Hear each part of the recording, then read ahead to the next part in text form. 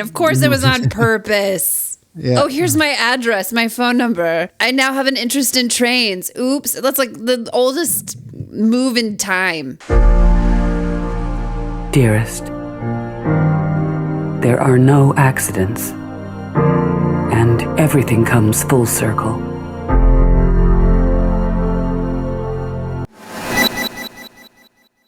I thought that Jaclynn brought this to us. I think it's just because Kate Blanchett is hot. yes. Kate Because Blanchett's pretty hot. yeah. But in fact, Robbie, you brought it to us. Because Kate Blanchett is hot. But definitely a Christmas movie. Yeah, I brought it to us. We had agreed to do a Muppet Christmas Carol, so I thought we should do something more serious, maybe more dramatic. Turns out they're equally dramatic, just in different ways. It is a holiday movie. It takes place... It does open a few days before Christmas, and then the bulk of the story goes between Christmas and New Year. While watching it, it became a Christmas movie when the shop girl put on a Santa hat. As soon as I saw the Santa hat, I was like, oh, this is a Christmas movie. Great. If a movie has a holiday in it, it's a holiday movie. Die Hard. It's as simple as that. Die Hard. Or if you saw it during the holidays, it's a holiday movie. That's so real. So, yeah. Hobbs and Shaw. Saw it on my birthday. It is a holiday movie.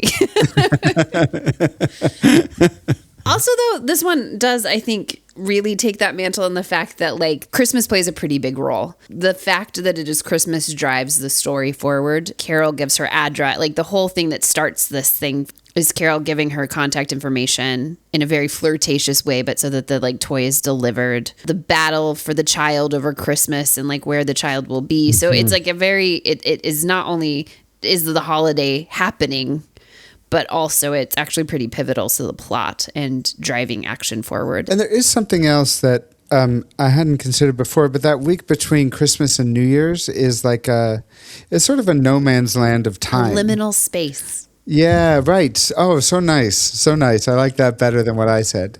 And it depicts that time with some accuracy. And that framing has come up in my life a lot about this time of year and that week in specific and how it's a liminal space. And then I was thinking about what a beautiful metaphor it was, that I found it really interesting that, like, the author had chosen that time because it is so metaphorical of, like, their life and the choices that they're making in the in-between time and how much happens in that uncertainty of the in-between when you're in between spaces. And then I was like, oh, and it's a Christmas movie. Like it like took me a second to remember why we'd chosen. I was like, all right, that's the whole reason. I do love this time of year.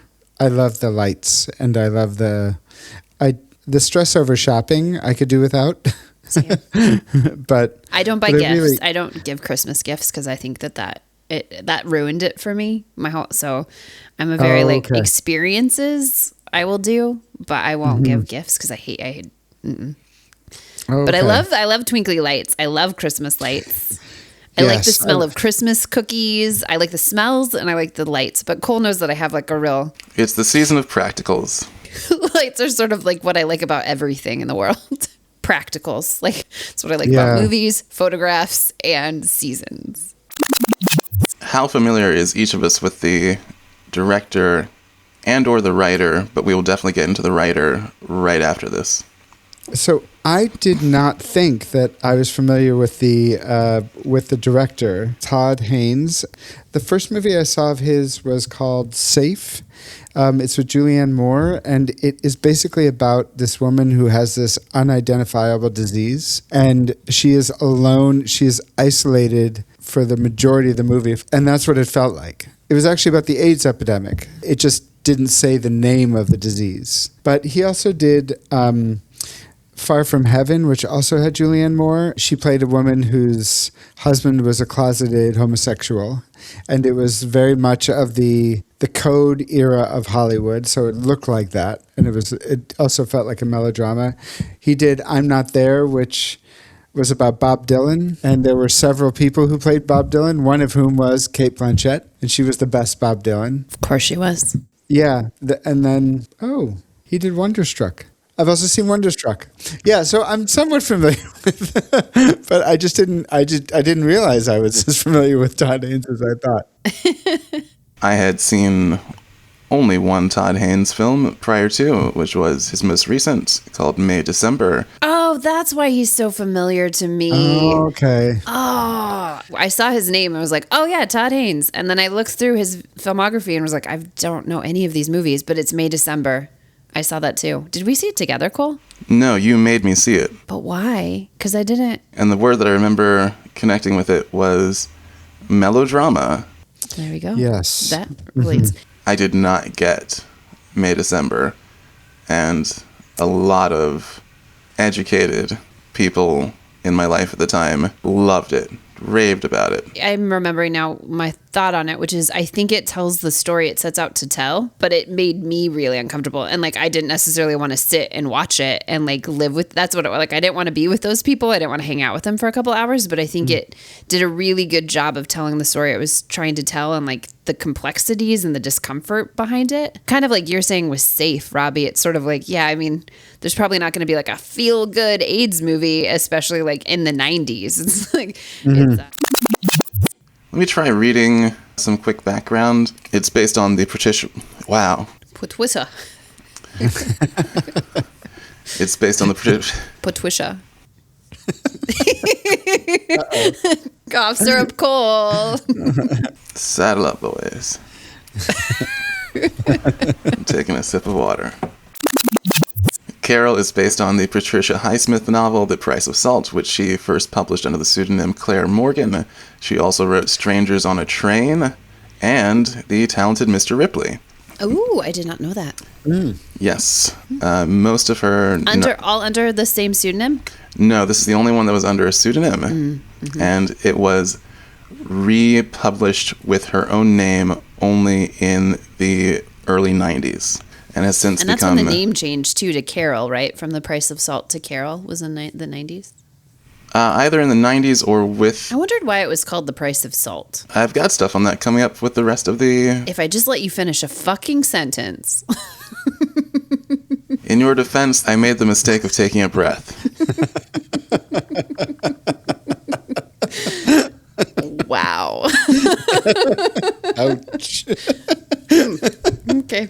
If I have the energy and don't die from this illness, I will hopefully put the book cover art up year by year because it changes drastically with each republication and becomes more and more visually evident that it's a lesbian romance.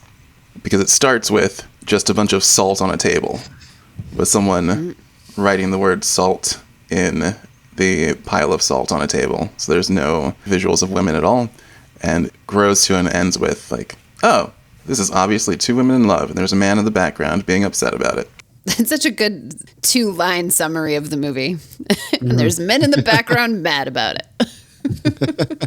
The title potentially refers to the story of Sodom and Gomorrah, where the punishment for turning to look back at the sinful cities being destroyed by God was being turned into a pillar of salt.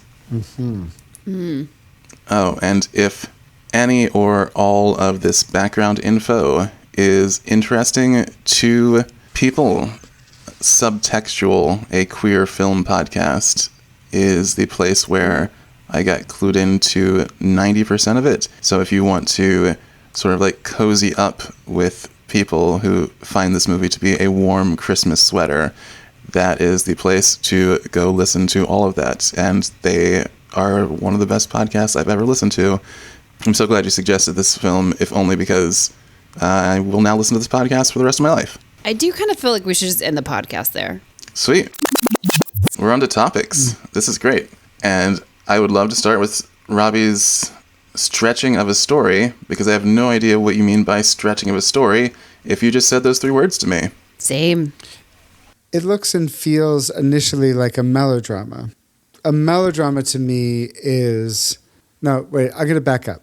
The stretching of a story, when I think about that, what I'm thinking about is who the story is about or what the story is about. And at first I thought it was about Therese, the young girl who works in the department store. And then the point of view kind of shifted over to Carol, because what she's going through with her husband and what she's going through with the custody of her daughter. And then it went back to the development of their relationship on a road trip.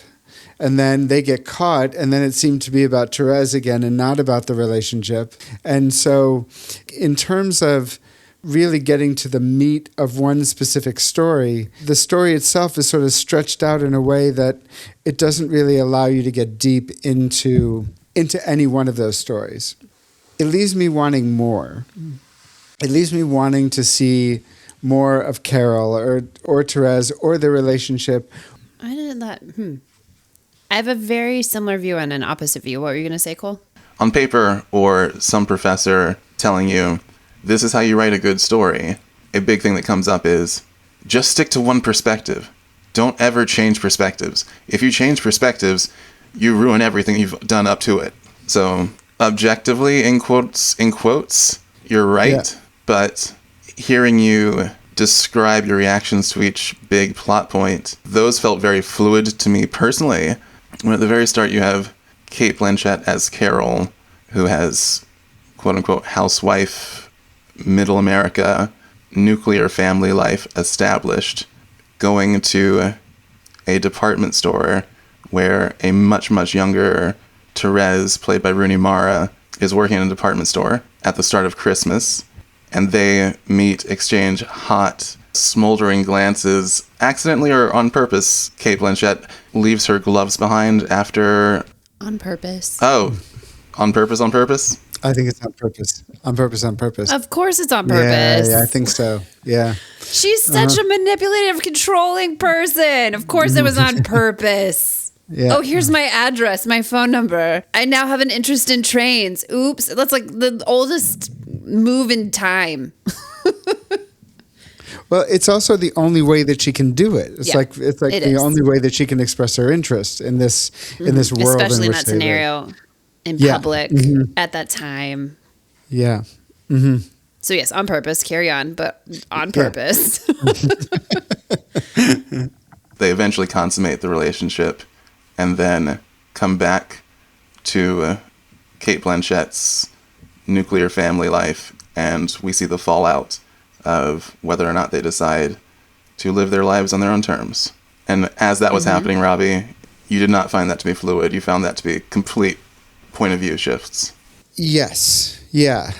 Why do I mention that? Is I learned this thing a long time ago that in conjunction with what you said, Cole, about film school and don't shift the perspective, it's very easy to enter a scene. It's not as easy to re-enter a scene. If you introduce an idea into a scene and begin to explore the dynamics of that, and then you break away and ignore it, it's much more difficult to come back into it because the audience then it's going in one direction, then it's going in a different direction, then it's going in a different direction, and those things aren't really being explored. It's just like they have to keep coming back to these different ideas. And there are some people who believe theater is very effective that way, or that movies, entertainment is very effective that way because it constantly reminds you that you're watching something and not inside of it. Like, Brecht was very big on that. That was defining for me. It feels like I was watching something. I feel a lot of times in a movie like I'm living the experience, not that I'm watching it. Where this did feel like I'm seeing like from far away what it would be like to live this life. And so I'm not getting like in depth in anything. Like I don't really understand the details of Carol's life. So I think that was it. It felt very much like I was watching without like a depth of psychological understanding. And I think I've become, as a viewer, used to that. I was really amazed at how little I was given, right? Like I felt like there's so much I didn't know and so much wasn't said. And the dialogue to me was like, they never say anything. It's just like, look. Yeah. And they like even comment on like, I want to ask you questions, but I won't. And then they don't ask questions, or like, I want to tell you how I feel, but I can't. And then they don't tell, right? And so it's so much not said, but upon reflection, I was also surprised at how much I knew what was going on the whole time. Like there was no confusion to me about like what was going on. I never felt lost. I didn't actually feel like I had to work that hard. And I really was questioning like how that was. So I think there are times where stories do what you're talking about, Robbie, where it's sort of like it puts a lot on me to figure it out because so little is happening. But I was really sort of wowed by the fact that this one didn't give me much. And yet somehow the whole time I knew all of those things that you're talking about. Like, it wasn't terribly complicated. It was sort of like Therese is young and doesn't know how to make decisions for herself and has clearly sort of like yesed her way into a heteronormative, boring life, but she wants all these other things. And Carol has done all, she's an upper middle class to upper class woman who is clearly gay as the day is long. But she loves her daughter. And these men are pissed because they're not in control. Yeah. And these two women want to sleep together. When they were caught, I was devastated for them. Whoever chose to shoot the movie the way that it did had done their job well enough to where it was like, oh, fuck. Like they just, like this whole movie, Obsessed. they've been trying to get together, and now it's this stupid fucking geeky guy with the glasses and he found them at a random hotel, and like the cinematography, that was what blew me away, is that the visual story here is so incredible. And so that's why I was like, oh, it's so amazing that I'm not getting what I want and I don't feel like I'm getting enough, but I know so much about what's going on, and it's because the visual storytelling is like, I'm blown away, which is why I think if I watched this 3 more times, I'd show up very differently, because I'm just so impressed with like the color story, the set design, and then the cinematography to me was almost distracting. Gorgeous. It was so good. But it just was absolutely gorgeous. And then I thought that I didn't really like the 2 lead characters. It's just they're very beautiful, and we just get to stare at them a bunch. But I actually didn't find them that interesting. And I if I think too much about it, I actively dislike Carol. It's Kate Blanchett, beautifully shot. I disliked both of them quite a bit, but I really enjoyed staring at them. And I definitely wanted to see them have sex. I really wanted that payoff. I wanted, it was hot. I hate sex scenes with all of my heart. This should just be a thing that we agree that it's not part of the story. It's a life function that happens. It's a life function. Oh. I can cut that. No, don't cut it. There's no need to cut it. No, please. That's great. Yeah. It's not wrong. I'm not disagreeing. But in Carol, I needed the sex scene. Yeah. I don't know if that was a need for you too as well, but I needed that. I needed it to happen. I didn't need it to understand their relationship. I just needed it. To me, that felt like, and I have tried 1,000 ways to not make this an obnoxious pun, but to me, it was a true climax. It was like everything was leading to that moment, and I needed it to happen, and I needed to be able to see it. There's so much you don't see other than the camera's gaze. And I appreciated that there were the movie continued and there were additional literal story climaxes. So I'm sorry. I'm sorry. I can't unpun that, but I needed that for them. And I like that idea that there was so much that I don't get to see, and there's so much that I don't get to hear or know, and there's so much intimacy kind of not shared. There's intimacy in silence. And also just, I thought it was really hot. I needed that. I needed that kind of beauty and sweetness. And that was also just a series of paintings. That whole scene was just a series of great shot after great shot after great. Gorgeous. Also, maybe I don't like sex scenes because they're not shot like this one was shot. I've never had sex that felt like a series of beautiful paintings. So touche. Well done. What a fantasy. That touches on something I really wanted to talk about, which is this idea of just because something's beautiful to me doesn't mean it's interesting. So I felt very much I just didn't like both of the characters. I don't find them interesting. I found them beautiful. I keep saying it felt like porn to me because honestly, it just was it was really hot. And it was I don't actually care about plot. The pizza delivery guy's here. I don't need his backstory. The co-ed's great. I don't need, it's great. Let's just get to it. Yeah. Well, I know what to get you for your birthday next year. Kate Blanchett. Yeah. A queer Kate Blanchett. In period costume and fuzzy in 16 millimeter. The movie I really want, really, really want, is I want the movie where Therese wakes up in the hotel and Abby's sitting there smoking a cigarette. I want that so bad, and we don't have any of the background of what's happened to get us there.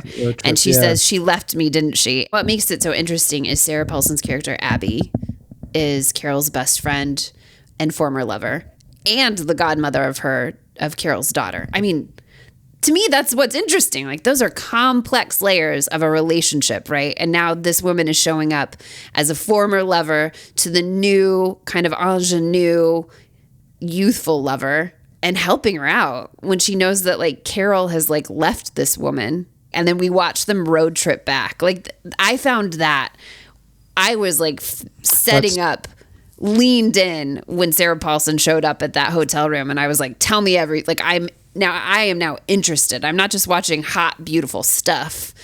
That to me really crackled. But for me, in terms of like interesting, like gritty story, I'm going to know more about Carol through the eyes of Abby than I've learned this whole movie. I'm going to get to know this young woman, Therese, in a way that, like, without her mask on of trying to like woo some older woman, I'm going to get to actually know who she is and what she thinks and feels in a way that she's just not giving Carol. And I wouldn't have minded seeing more of that drive home. Like, it was interesting. They ate eggs together and they spoke about one another a little bit. But yeah, I would have loved more of that. But so that's a movie I want to see. But again, I've completely wasted, like, I think an hour of our time now talking about a movie that doesn't exist that I want to see.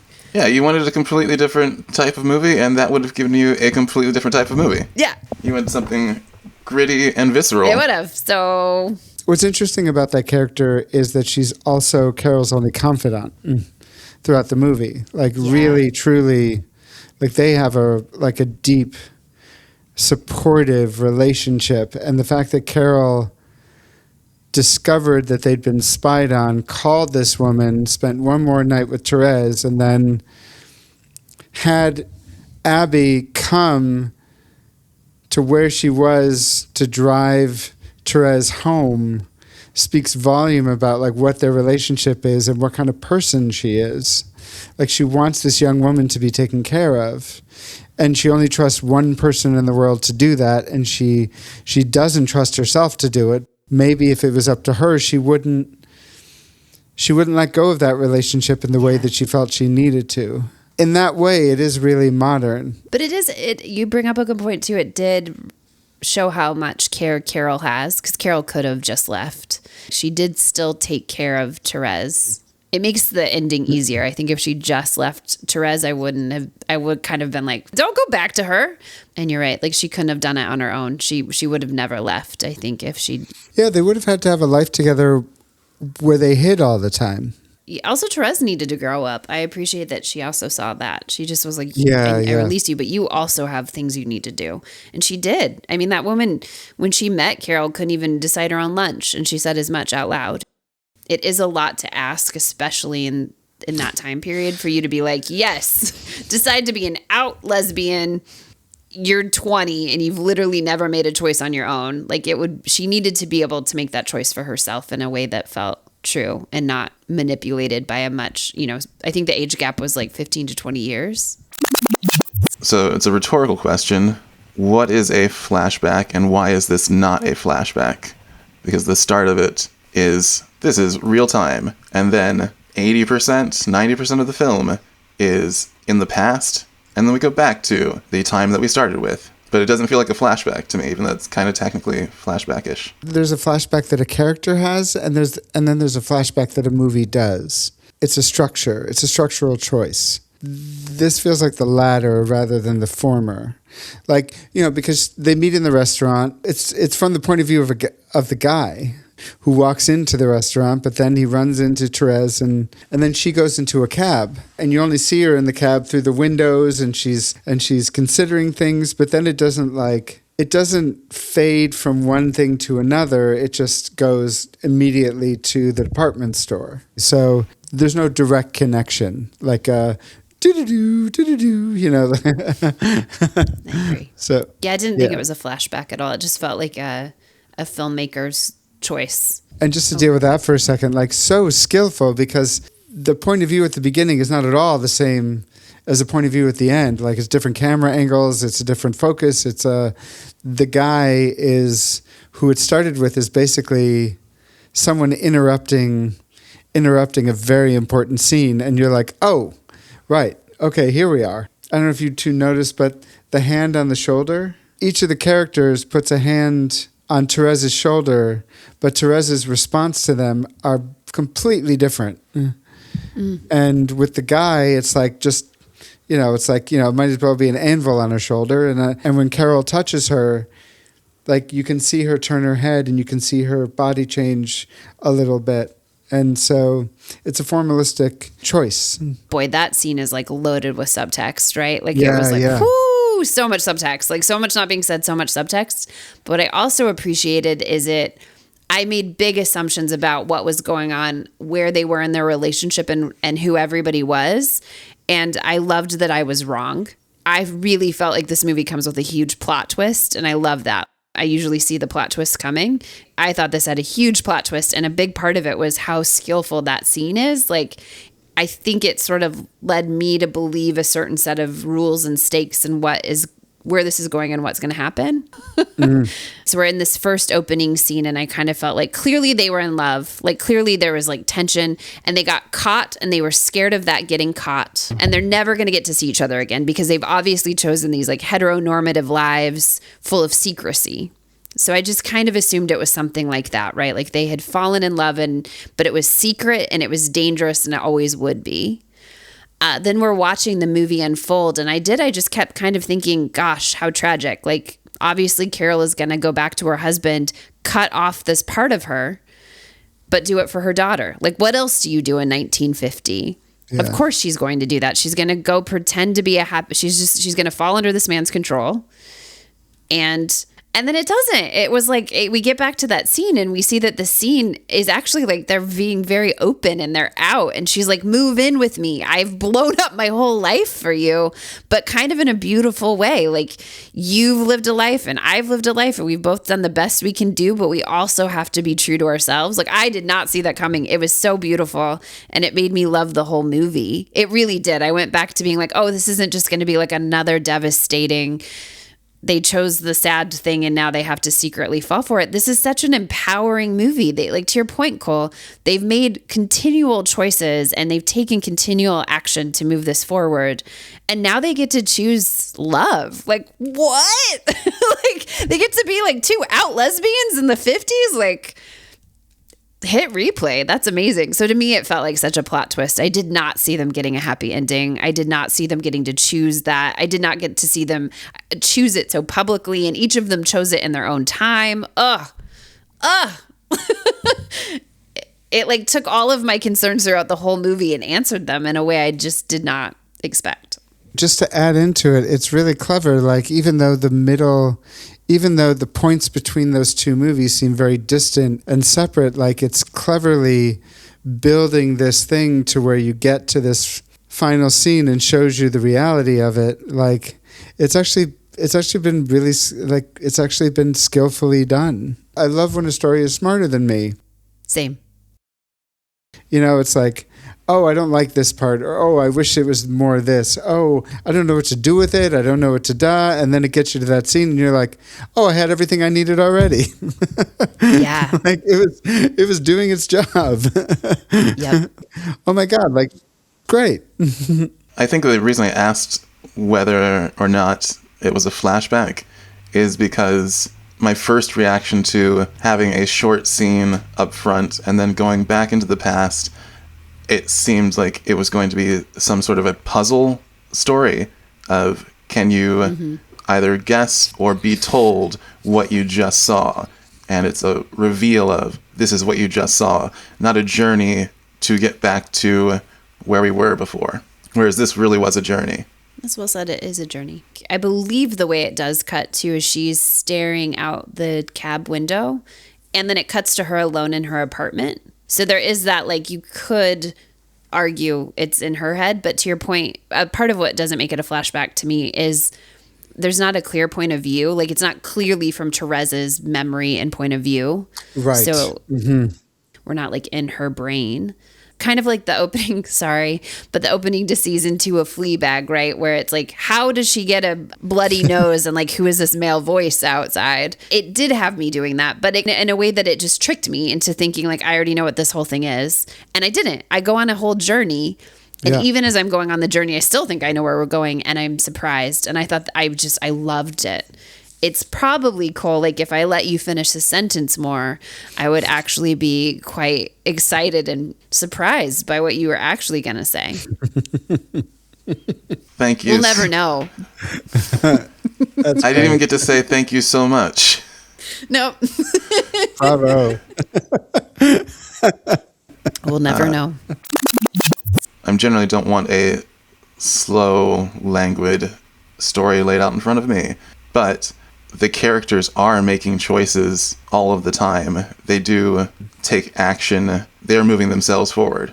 And that, I think, is why it worked for me so well, where I was like, why do I understand this so well? They're constantly making choices. It is constantly in motion. Because I think you can have a lot of dialogue and no action, and I think that can really kill a story.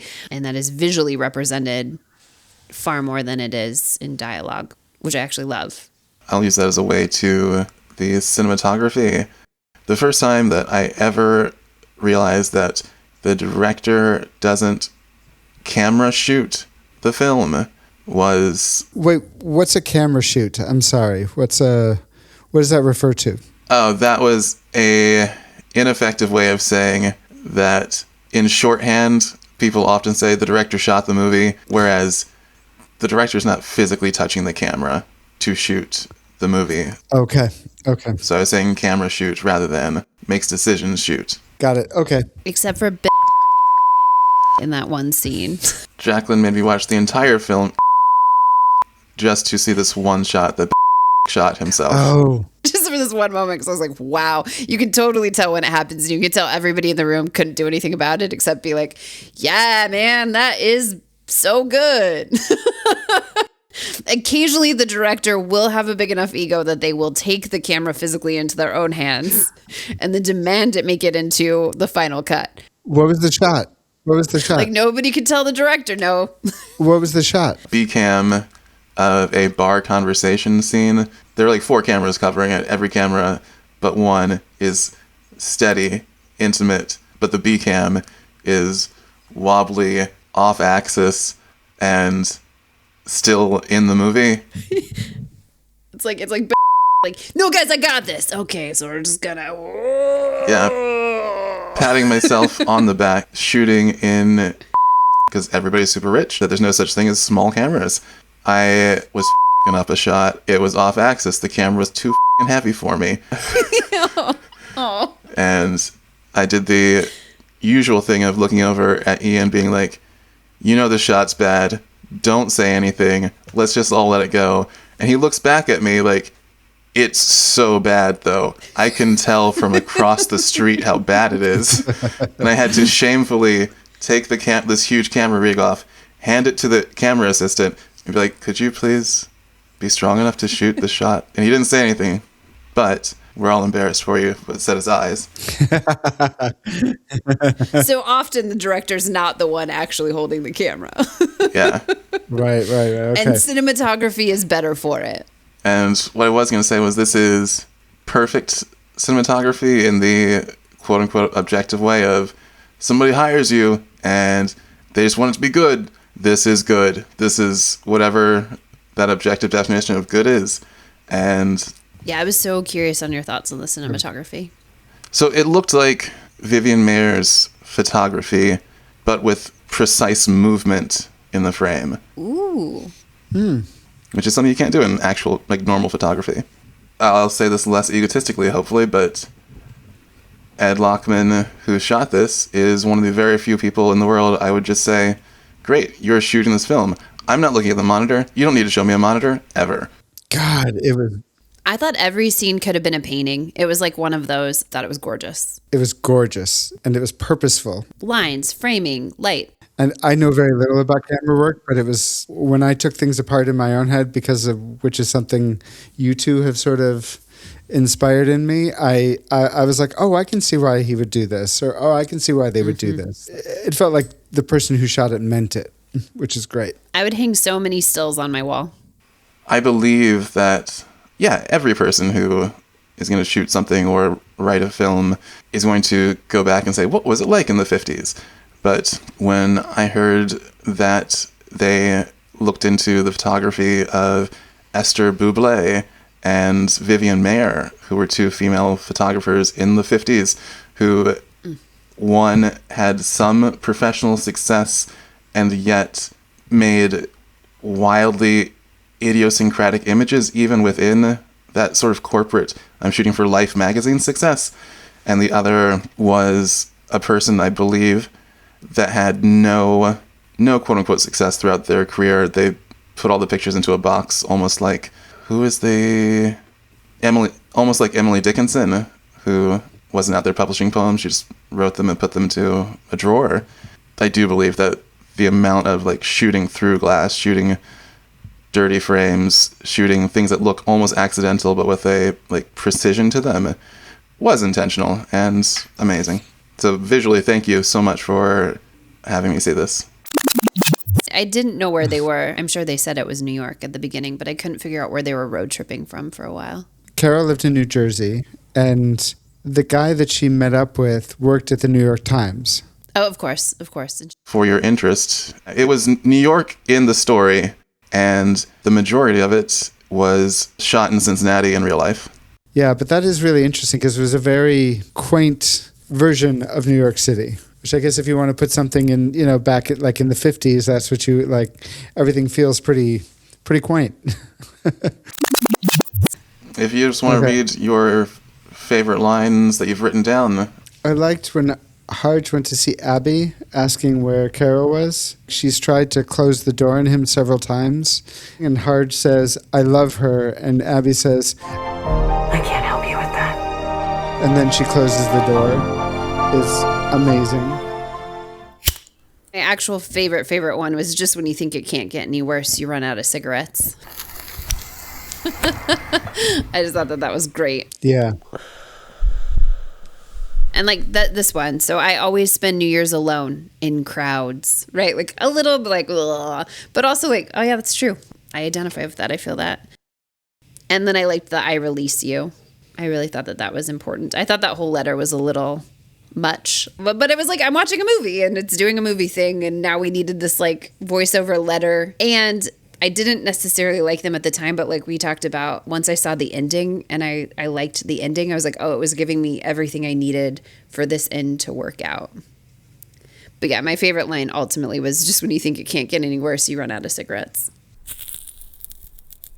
I have a favorite line that is a story point. Teresa's early boyfriend yells at her, "You made me buy boat tickets." Which...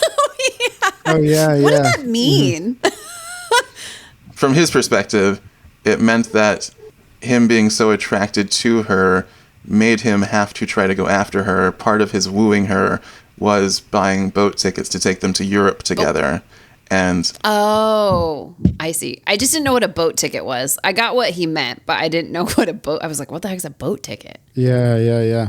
it's like, bro, nobody made you buy boat tickets. Yeah. I do love how powerful the women are and the men act in those toxic ways. The men feel very Yosemite Sam. Like they're like, I'm so mad. And like the men are just sort of like huffing and puffing. But the women get to just keep being actors in their own life and being free. And I loved that.